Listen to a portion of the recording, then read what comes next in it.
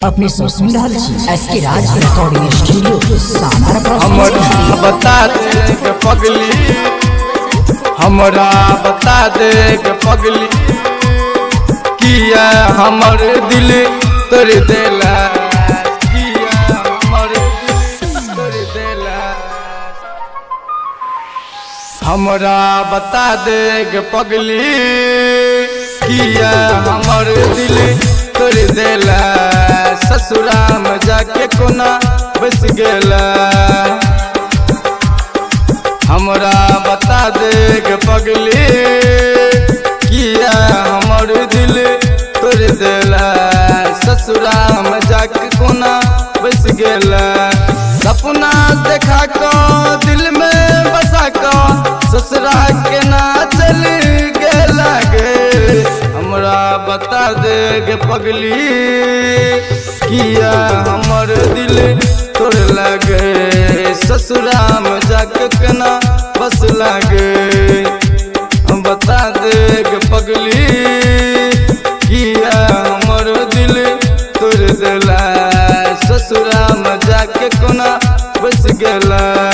सपना देखा को दिल में बसा को ससुरा के ना चल गेला गे। हमरा बता दे के पगली, किया हमर दिल तोड़ देला, ससुरा में जाके कोना बस गेला।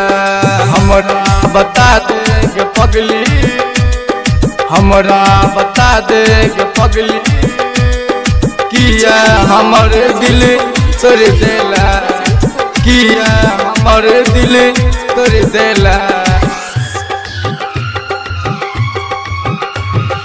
दिल हमर तोड़ लागे, पल भर में छोड़ लागे, एलो ने हमर याद गे, हाँ याद गे।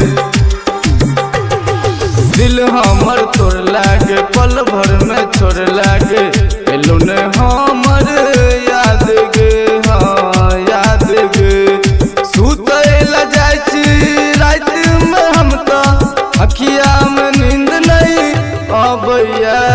हमरा बता दे के पगली, किया हमर दिल तोड़ देला, ससुरा में जाके कोना बस गेला।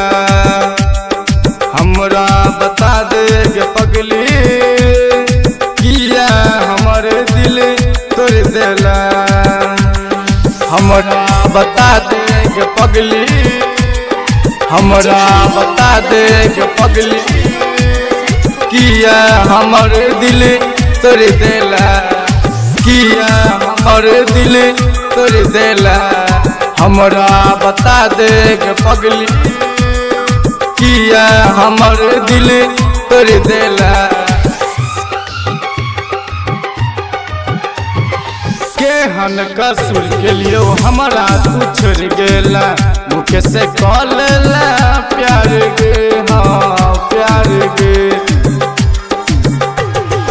केहन कसूर के लियो हमरा तू छोड़ गेला, मुखे से कॉलेला प्यार गे, हाँ प्यार गे। मारै छौ ताना राइटर दीवाना, गाँव समाज सब कहै छौ। हमरा बता दे के पगली, किया हमर दिल तोड़ देला, ससुरा में जाके कोना बस गेला।